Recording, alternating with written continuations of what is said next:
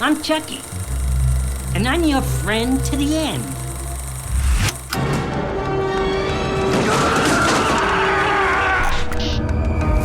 I hate kids. Where are we going? Home. Where's home? I have no idea. Heidi fucking ho. Ah, ah, ah.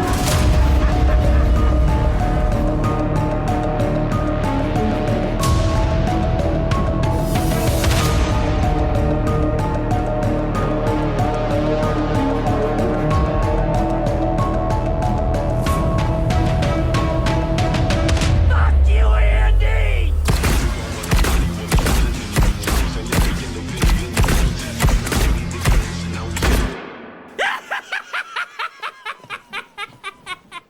Hello, everyone. Welcome back to Chucky Talks. And hi, Christine. Hello, Alex. How are you? This is like the longest we've gone without really seeing each other. We've been seeing so much of each other, and now we had a little break. Long break. It was. Unbeknownst to many people, we tend to talk every day, and you've been doing a lot of traveling and seeing your Yes. favorite bands. We haven't even really been talking. Yeah. But it sounds like I've been talking a lot because my throat is shot. Yeah, I was in like 10 cities in 14 days, That's crazy. mostly as a concert goer, almost exclusively. I did something else really fun, but yeah, I went to 6 concerts over 14 days in 6 different cities. I think on this whole trip I had 10 hotel rooms. That sounds like a fucking nightmare to me. From the 27th until the 13th. So yeah, it was a lot. It was a lot. It was a little too much. I also turned 41. So Yeah. 41 Well, years old now. hey, did anything come in the mail for you? Yes, it did, by the way. Yeah, let me grab it. Let me show you. Jesus. I know, I forgot to mention it. Well, in fairness, I only actually opened it today because I've just got home basically and I have so much to go through. Oh, I think you're gonna see everything else. Hey, But that is, that's the Ferris wheel in Atlantic City. yeah, from our really awesome trip there. That was not that long ago. No. Pretty magical trip. We had crazy, great rooms. We Yeah. had birds eating out of our hands. Yep. The only thing I didn't do much was gamble. We were in Atlantic City, but that was a fun weekend. Was. NJ Horror Con. We have a couple other cons coming up too. We Together. do. Seattle this weekend coming up, or what? Yeah, Crypticon Seattle. I have not been to Seattle in like 11 years, and you said you haven't been there in like 20, 30 years or something. Between 25 and 30, yeah. Yeah. But that doesn't matter. I never leave the hotel at these things anyway, so it doesn't matter what city they're in. Yeah. Yeah, I went, that's true. But I went there 11 years ago. I got to walk around the city a little bit because I was excited to. I always wanted to go to Seattle. I guess from the 90s grunge bands. You know. Yeah. And then we're gonna go to Niagara. Yeah, Niagara Falls, just where my parents' honeymoon was. Canada side, to be clear. On the Canada side. Is it now? Is it? Speaking of Canada, Yeah, were you just in Canada? I was just in Canada. What were you doing in Canada? I was filming a TV show. Really? You know me, I'm in a whole bunch of different TV shows all the time, so it could have been anything. How did it go? It went really well. It was really fun. It was really fun and exciting, and I wish I could tell you guys all about it. We But can say can't. some things. I could say some things. That fucker was there Yeah, in Canada, waiting for me. lots of them. Lots of them. Yeah, there were lots of them. Well, who knows what I saw? Who knows what I did? But I was there for a bit, and we're really excited about season 2 of this show. I mean, we can't really hide that fact. We're super excited about it.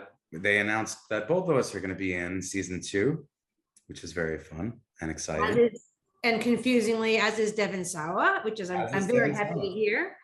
But Did you see his video on he hijacked the Chucky is real Instagram, right? I saw where he read an email from Chucky that called him a fucking loser. Yeah, they've got like a little internet spat going Yeah. with each other.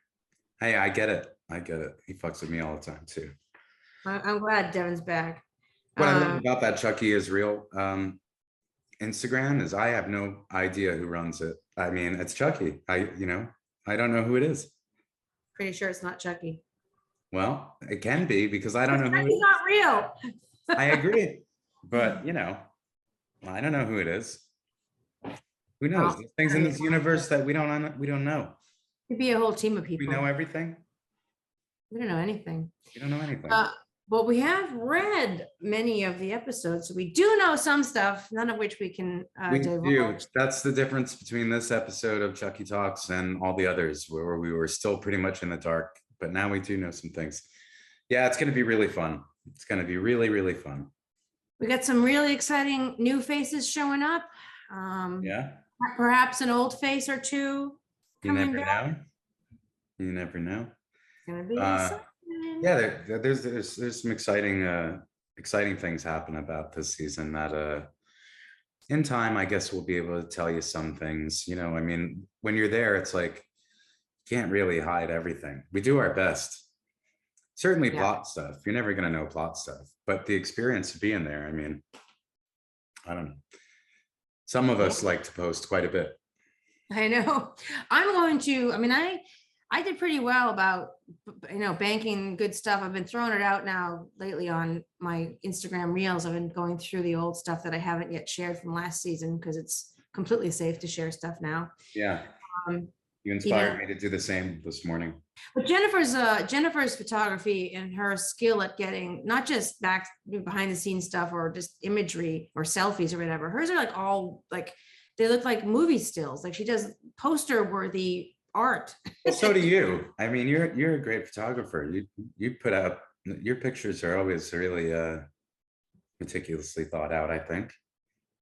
And that is not just Jennifer. Yeah. I mean, she's got like the best wardrobe and the car, and she's got a lot going on as far I as just upgraded my phone to a 13, and man, the camera is so much better. yeah. It's exciting. Yeah, but I've got it too. That's what I shot that Neat. photo on. I know. And well, now I'm gonna take better pictures. Indeed. I All feel right. like that So looks better than my Canon 5D. yeah, well, yeah, I know. And it's in your pocket all the time. Yeah. So who are we talking to today? Oh, well, this interview today that we decided to drop on you guys is with Tony Gardner. It was a lot of fun. Tony has been with the series since Seed of Chucky, right? In Romania, I think was his first film with the Chucky family.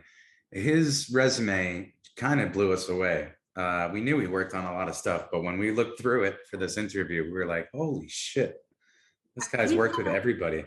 Yeah, his resume, I honest to God, I think it's better than the entire cast, including Jennifer and Brad, all of us combined. His resume is longer and equally, if not more impressive. It's just the projects, they're all such there's particularly things that we're big fans of too. There's a lot. I don't want to give away anything, but we talk about it all in the interview, I think, or most of it. So let's get into it. Let's without further ado, here is our interview with Tony Gardner. Enjoy. All right, this is our interview with someone I've been very excited to speak with. I know you have been as well, Christine. This show's called Chucky Talks. We spoke to Chucky himself recently. Now let's talk to the guy who helps make Chucky talk, the mastermind behind the puppetry himself, Tony Gardner. Let's bring him in. There he is. Tony, hi. Hey, how are you? Excellent. Great to see you. Likewise. I love the background of that wall you're in, this room you're in. This is my new Toronto prison cell. That sounds appropriate. Yeah, that's a good description of it. I'm in the basement of the soundstage. Excellent. Well, hopefully things are going awesomely well so far. I assume they are. Yeah, honestly, we're still like unpacking and organizing. And we started rehearsals today. just within our own group, and that all went really well. They had some camera tests on the stages, so it's kind of like it's real now. Yeah. It feels like we just left and we're back. Is the team exactly the same as last year on your end? No, we have Mark Hunter joining us he was on Seat of Chucky actually in Romania, like 18, 19 years ago. And he's one of the lead puppeteers now as well. So If you could real quick, because I'm sure people would like to know who is, or is everyone else on your team? I do it all myself. So there's really no one. There's from the United States, it's myself and Peter Schiavocco and Mark Hunter, although Mark is from England. And then from Canada, it's Steve Newburn and Gord Robertson and Pam Iveta. Well, I mean, season one, there's so much I want to talk to you about, but I will just say season one was really just blown away by, I mean, I'm always blown away by the things you do, but it seems like things have really stepped up as far as technology. Things seem different from my angle. Yeah, we've actually stepped up again this season. Wow. So it's nice to have the opportunity. Like we were doing these direct to video versions, and our budget was like zero, and it was like, what can you pull out of a bag you already have? Sort of a vibe, at least in our minds, So there's been a bit of money to upgrade and improve things, and obviously it makes all the difference in the world. And hopefully it also will make things go faster on set, because we're not trying to make do with less, where we have more options to pull from. It certainly shows. I mean, one of the most unanimous responses to season one was how just incredible the doll looked, and we personally agree, of course. And cool. Yeah, it took a while to get there. I mean, off and on, just so many iterations. So, sure. But we copied what Kevin did on Child's Play 2. That seemed to be like the fan favorite. So we tried to be as true to that as possible, and it was kind of fun. It was kind of a challenge to see if we could nail it or not. And I think we got really close. Oh, you did phenomenal. You did phenomenal. You must hear the same sort of things that we hear from fans, and people are very opinionated about which films are the good ones and the bad ones. And sure, yeah. But there was virtually no negative commentary on the series, whether it was true. How the doll looks, or how the story evolved. Alex always says, the consensus on the show is more in line than the consensus in the world on pizza. That's an Alex quote, and it's true. It's just really been embraced. Yeah, it's nice and kind of weird to have things be so silent. I'm not complaining. We'll give it time. But I feel like Don's really pushed it again for season 2, so I think he's going to give them a lot more to be entertained by. It's like, if you thought season 1 was whacked, season 2 is going to be right up there. So hopefully people will be just as entertained and enjoy it just as much. We'll see. I have no doubt that they will. Yeah. One of you guys are going to be there, so I mean, it's going to be good. Yeah. Yes, exactly. One of the standard questions we sort of ask everybody that comes on the podcast is how they made their entrance into the Chucky family. How did you find your way to joining us? I got involved sort of sideways, to be honest with you. I had done Hocus Pocus for David Kirshner, and we did Billy Butcherson, this zombie character, on Doug Jones, and then we did this animatronic cat that originally had to talk like a person and gesticulate and do things that cats couldn't do. So we spent a lot of time and really refined a nice mechanical cat that could speak. And David really liked it and enjoyed it. And he was pitching the idea for Child's Play, or for Bride of Chucky, actually, to the studios. And he asked us if we could make him an oversized cake topper that was Chucky holding Tiffany in his arms, like a husband and wife stepping over a threshold kind of thing, with an arch over it, actually the size of the dolls. And he wanted to take that into the meeting. He said, I'm pitching this. I don't know if it's going to happen or not. If it does happen, Kevin Yeager has first rights of refusal, obviously. But if he doesn't have any interest in it, we'll let you know. It's like, cool. And then we didn't hear anything for a while. And then, Kevin came on board. And then around the time of when they were gearing up for Seed of Chucky, I got a call from their assistant. And I didn't know what they were working on. They started asking questions like, hey, if we wanted to do a show with like a talking doll, do you think you could make or a talking baby? I'm sorry, a talking baby. Do you think you can make the baby like talk and look believable? And we're like, sure. And can you figure out a couple basics? And what if the baby had to walk and then walk and talk? And it was like this gradual feeding of information. And then everything flipped one day and they said, well, we're gearing up for Seed of Chucky and we're butting heads with the person that we've hired and nobody can come to an agreement on finances. And would you have any interest in it? And I said, when does it shoot? And they said it shoots in 3 months in Romania, and there's 3 animatronic characters that are in scenes together and have dialogue and carry a lot of scenes by themselves. And I stupidly said, that would be fun. Let's go for it. And we dove in and it was Seed of Chucky, and we had to do Tiffany and Chucky and Glenn, and then Glenda as well.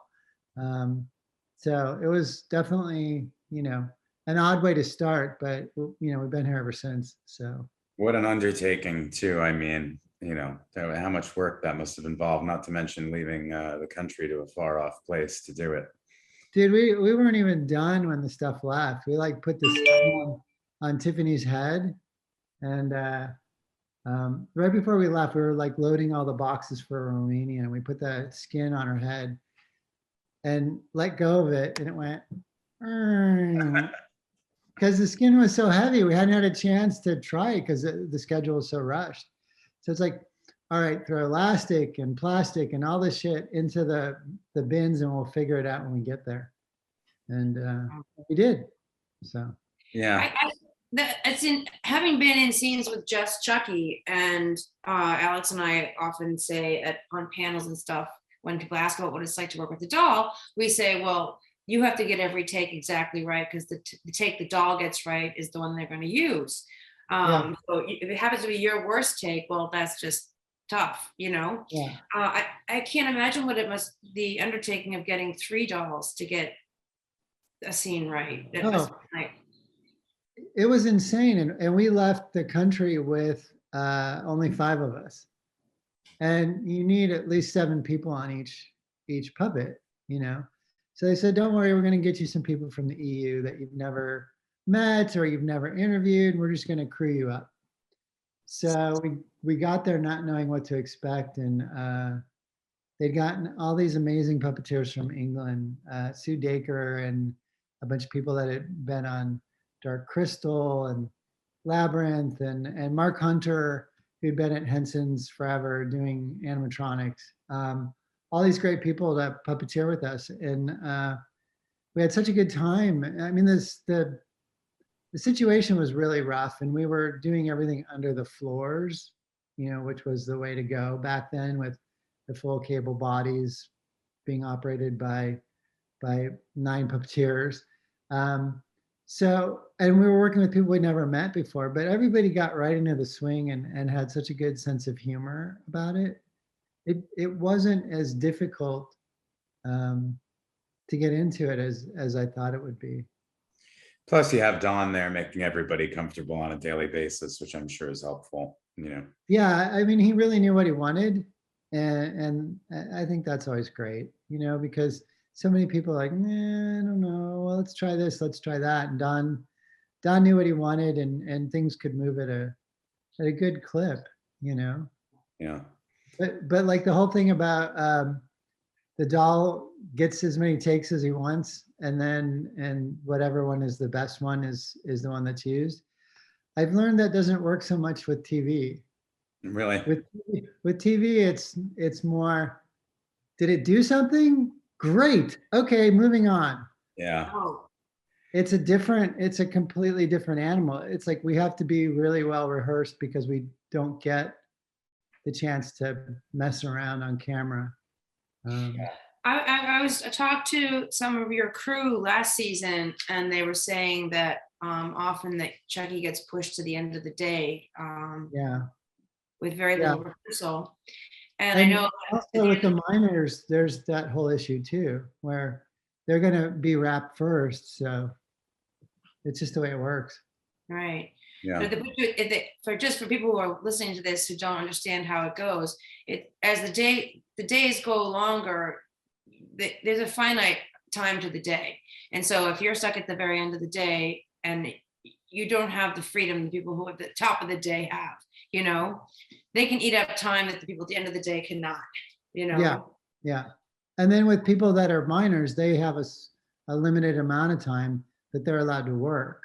So they have to be wrapped and go home by a certain point. So any scenes with them have to happen.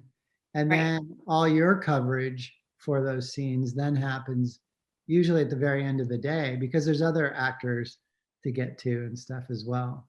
Yeah. Right. And I had this experience on Child's Play 2 with Alex being 7 or 8 and having to go home. And I was getting a flat rate, so my overtime was bought into my price, And the Right. 9 puppeteers were all SAG actors. So Chucky was a more expensive person to have on set than I was.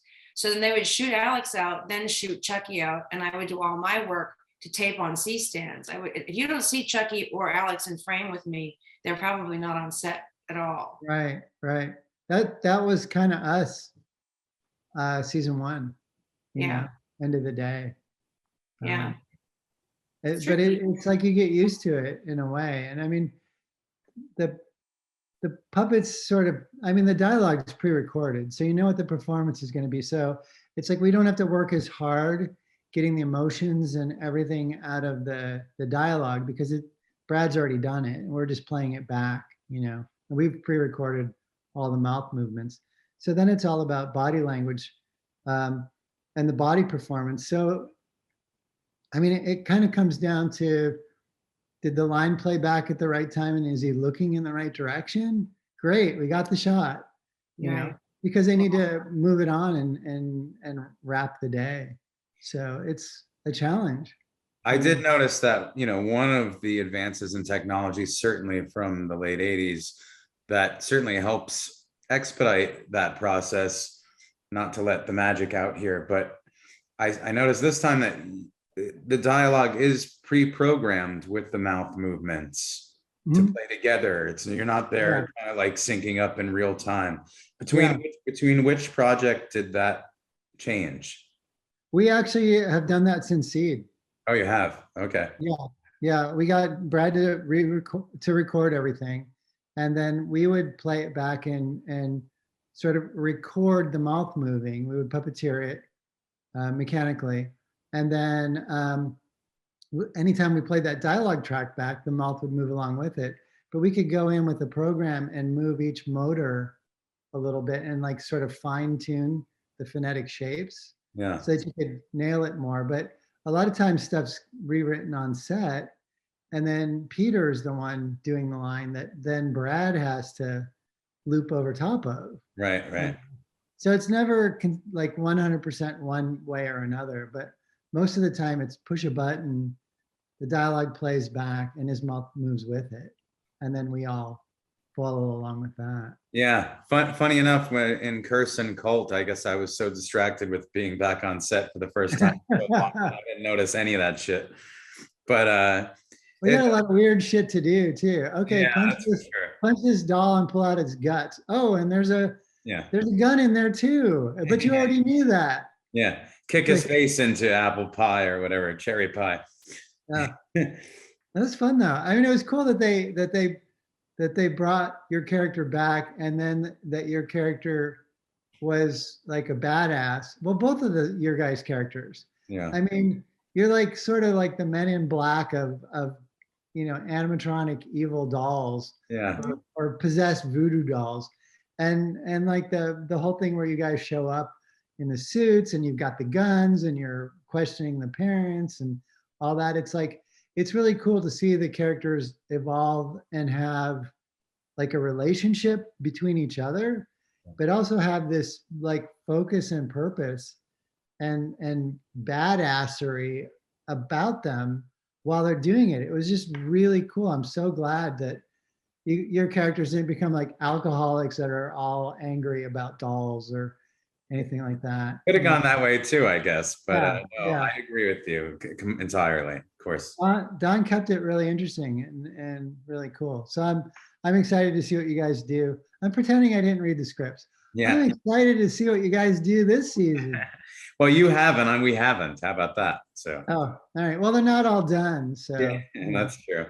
yeah. Well, in the interest of not keeping you here for 16 hours, I want to say one thing. If anybody out there wants to get into some very long reading, look up Tony's resume on IMDb. You'll be in there for a week.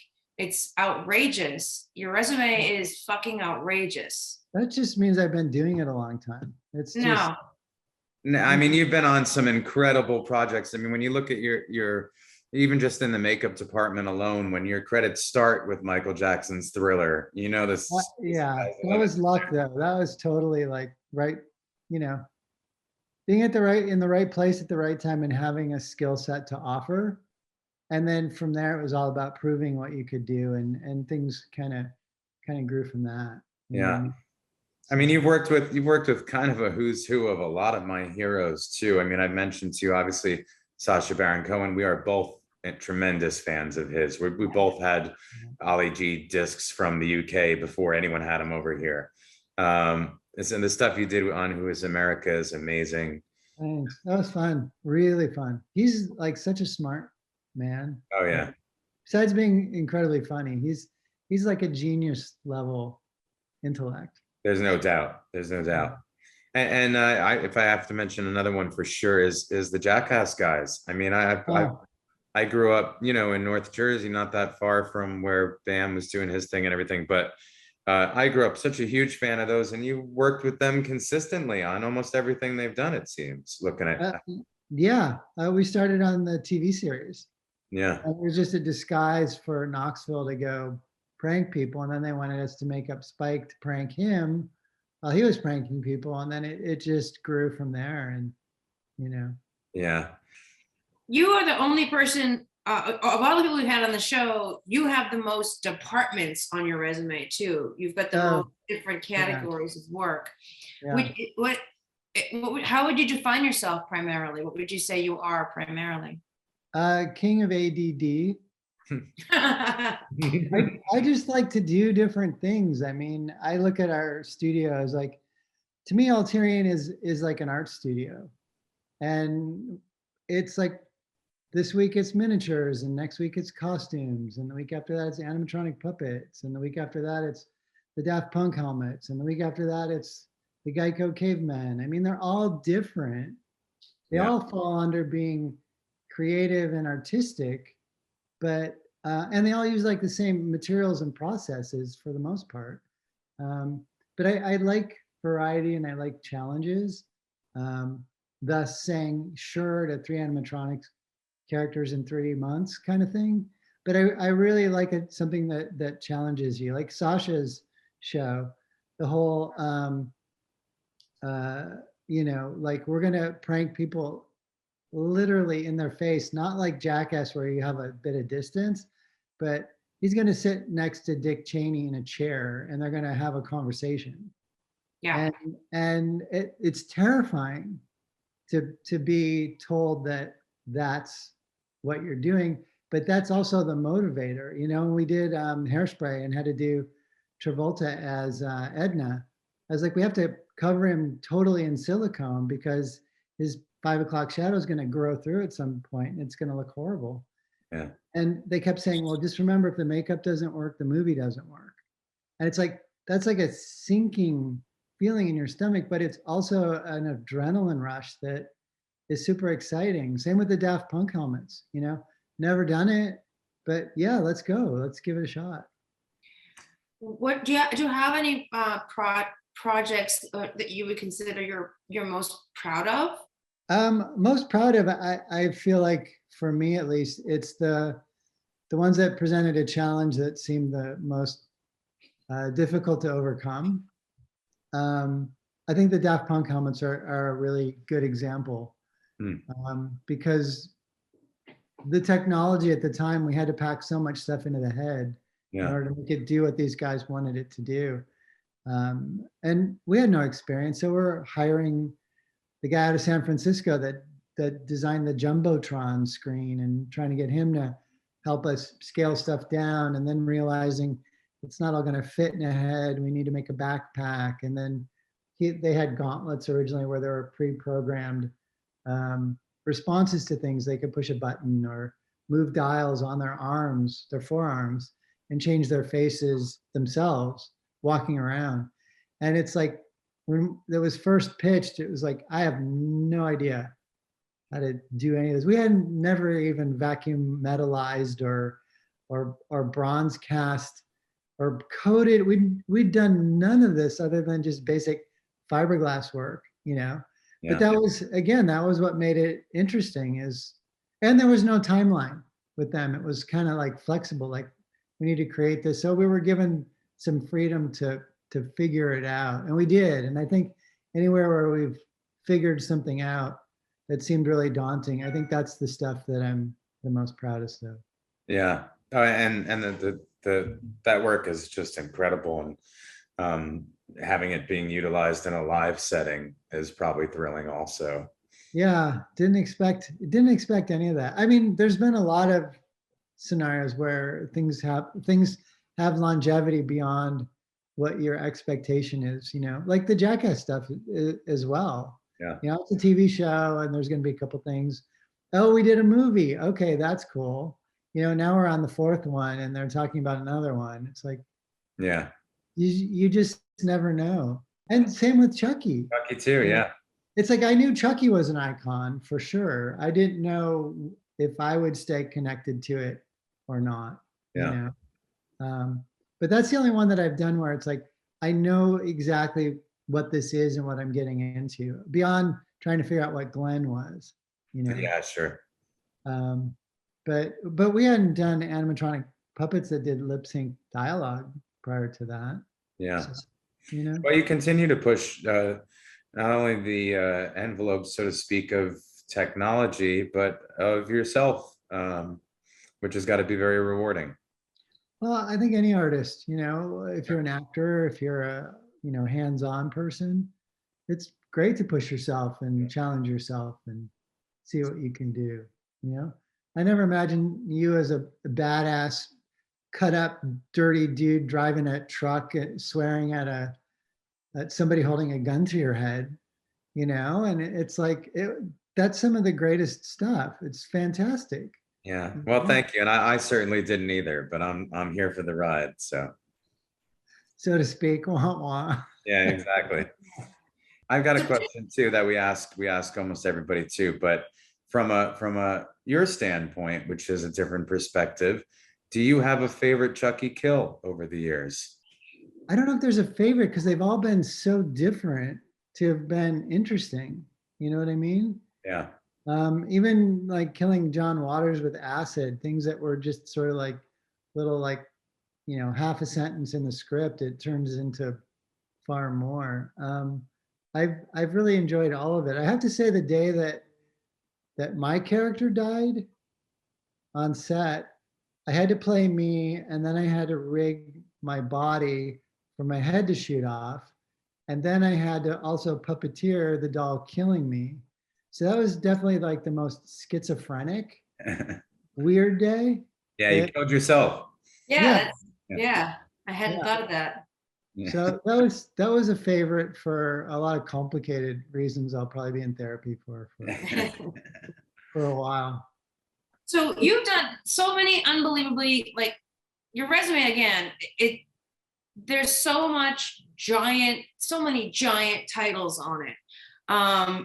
And all kinds of genres, comedy and horror and action, and and I wonder which ones of those might have been your favorite. I mean, a Michael Jackson Thriller video, that's something to have experience, even to be on that set. Must have That was been a great way insane. to start. I was 18 and I was only supposed to work for 4 weeks as a runner for Rick Baker. And by the end of the 4 weeks, he's like, "Hey, you want to stay on, be part of the crew?" And I was like, "Sure." He's like, "Well, you have to find a runner to replace you." I went out and grabbed anybody I could, and then got to build a zombie on myself and be in it. And it was like a great experience. I dropped out of college, figured I could always go back to college because I was trying to do both at the same time. But it sort of defined for me that I wanted to be part of the filmmaking process. It didn't matter in what capacity, just being involved was exciting and energizing. And what a energizing way to start, you know.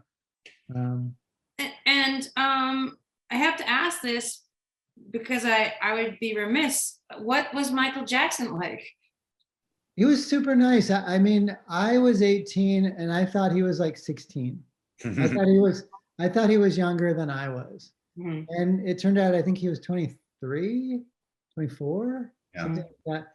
And if you think of people you know in their early 20s and go, he was only 23 and he'd done all the stuff that he'd done and he's still in such a bubble where he's like a little kid. It was just like this weird sort of reality. I remember the guy that drove him to all the fittings and stuff would say that he'd wake up in the morning and there'd be an itinerary for him to follow, like 3 pages stapled together, and that was his day, and he'd get driven around to stuff, and didn't really have like his own time. But he'd show up with like, he had this big boa constrictor named Muscles, and he'd bring the snake, and I'd play with the snake while they did the fittings because somebody had to watch it, right?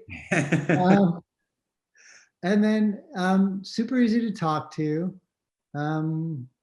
Just seemed like a very innocent little kid, to be honest. Yeah. Any other favorite actors or directors that you want to mention that were special to you? Well, I'm supposed to mention Don Mancini, right? That's Yes, always. yes. Okay.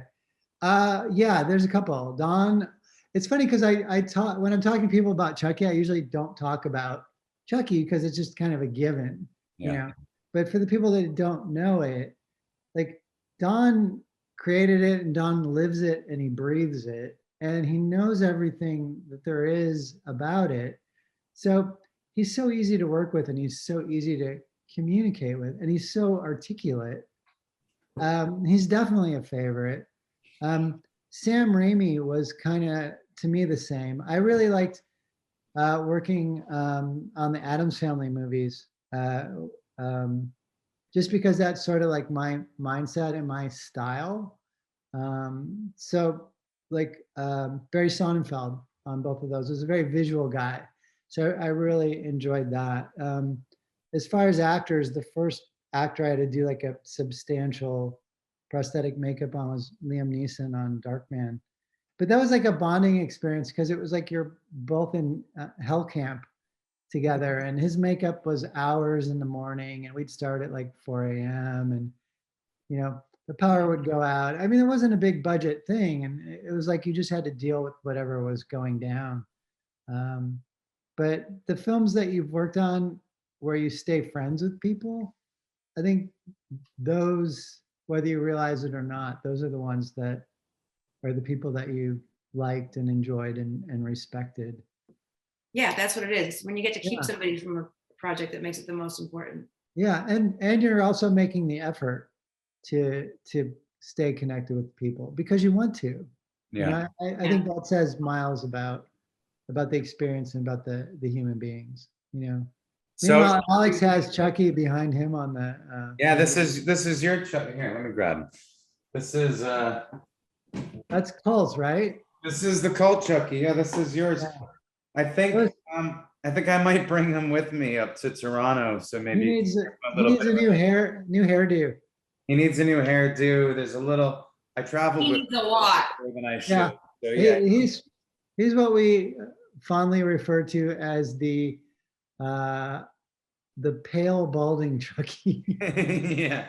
Well, Don in Cult wanted everything really washed out except for Chucky's hair. So Yeah. all the colors were a lot more muted, and then the hair we actually pumped up brighter than it normally is. But Yeah. he's obviously been in through the ringer and lost quite a bit of hair. He has. So He needs a new I'll bring him beard. up there, and you can get some time with him if you don't mind. You can I get sure appreciate it. some salon love. One of these days, I need to get myself a real doll from you, Tony. It's going to happen before I'm dead. Mark my words. I couldn't believe Alex didn't have a doll. That was dumbfounding to me. Yeah, me too. And then I realized you were 7 or 8, and it's like, well, okay, maybe, they figured it. Maybe he won't want it after all. No, I wanted it. I wanted it back then. I wanted it. Yeah. That was the one thing I really wanted. People. I've especially doing these conventions, I get given, or sometimes I get for myself, all kinds of Chucky stuff, because why not? But real doll was always what I wanted. And nowadays, at least people are getting dolls that are close. Those Tricky Studios dolls, yeah, real close. And I don't think it's a secret that we used them in the TV series. Yeah, for the whole finale. Yeah. That army. There's no way we could have made that army for that price. No way. Off. I mean, all we had to do literally was give them all haircuts, which took longer than I was expecting. Yeah, yeah. And then we replaced a couple in the front with the animatronic one, just multiplied, and it totally worked. It worked great. Yeah. And like when Kyle shoots the one in the face, the doll that actually takes the hit, that's a Trick or Treat body with an exploding head on it. Wow. We're like, well, we don't want to gamble with one of the real ones, because what if we need to come back or clean the wardrobe? But what if they want us to leave it this way for continuity in case they want to do inserts? And it's like, hey, let's grab a Trick or Treat one. So we did, and we had a great relationship with them anyhow, because we had done the dolls for Seed of Chucky with them. Yeah. And sculpted and molded and send them wardrobes to copy and everything. And they were just so into being meticulous and accurate with everything. It's great. Of course, and from those that I've met, they all seem to be really great people, and we are very blessed overall in this 3-decade plus long franchise to have worked with so many great people. But from the puppeteer side, even people that you bring on for help, sometimes we have such a big task ahead of you, and it's great that that you can ask for help, and that help is very appreciated, not from you, but just from the people that give it to you. I mean, Garrett Zima comes to mind. I know that his involvement, it means so much to him, as it should. Yeah, no, I told my daughter Kira that the coolest thing about the horror genre is it's genuinely a community. Yeah. It's almost a family. There's like horror geeks that are jocks, and horror geeks that are nerds, and horror geeks that, it's like every little compartment you can find a horror genre fan, and they all sort of like connect with this similar passion. And I think that's really cool, because those little cliques and stereotypes that they might fit into in school, when they go to a horror convention, they're all the same, but they're all supportive of each other and of the genre and of the projects. It's really, really cool, and I think it's really unique. I don't see it in any other genre. It isn't. It's a huge blessing for us that we are in this particular genre. And elaborating on what you just said, another interesting aspect of that is, it seems that the worse the villain, the nicer the actor. Right. Yeah. Yes, for sure. Yeah. It blows me the way away the most is how polite they all are. Yeah. No matter how scary they look, because they showed up, dressed up, or they're tattooed and they're all in black or whatever. everybody is so polite and so appreciative. Absolutely. It's so nice, everybody's genuine. Yeah. And I think at first glance, a lot of people from the outside can't see that. Yeah. But you start to talk to them and it's like, oh, everybody's cool. Well, I'd say to you, you got to get yourself to some of these horror conventions because people will show you an incredible amount of appreciation also. But where are you ever going to find the time? You're working on this constantly. Well, Tony, thank you so very much for joining us. We can't wait to see you again very soon. Keep up the great work with that little fucker. Likewise, and you guys have to keep him at bay, man. Protect us. We'll do our best. We'll do our best. Thank you, Tony. Cool. Can't wait to see you. See you soon. Likewise. All right, take care. See you. Bye. And we're back. It always feels awkward coming out of those things. And we're back. We didn't go anywhere. We're right here. Anyways, I hope you enjoyed that interview with Tony. We have a few interviews left on this, and then we're basically done.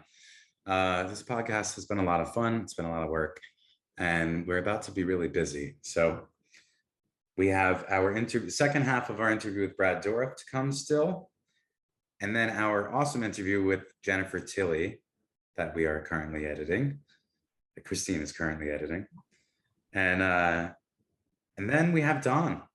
Yeah. We're going to chat with Don. He confirmed with me that he will sit down with us for at least an hour of his time. Yeah. So, because he is as busy as you couldn't even imagine. But yeah, it's going to happen. And then, so as far as the breakdowns of the episodes, we have 4 episodes left. We took our time to go through the first 4.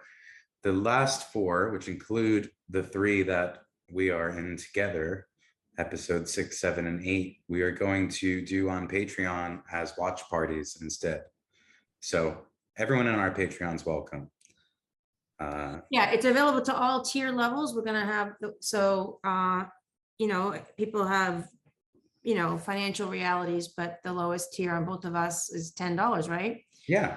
So for $10, you can come participate in the watch parties.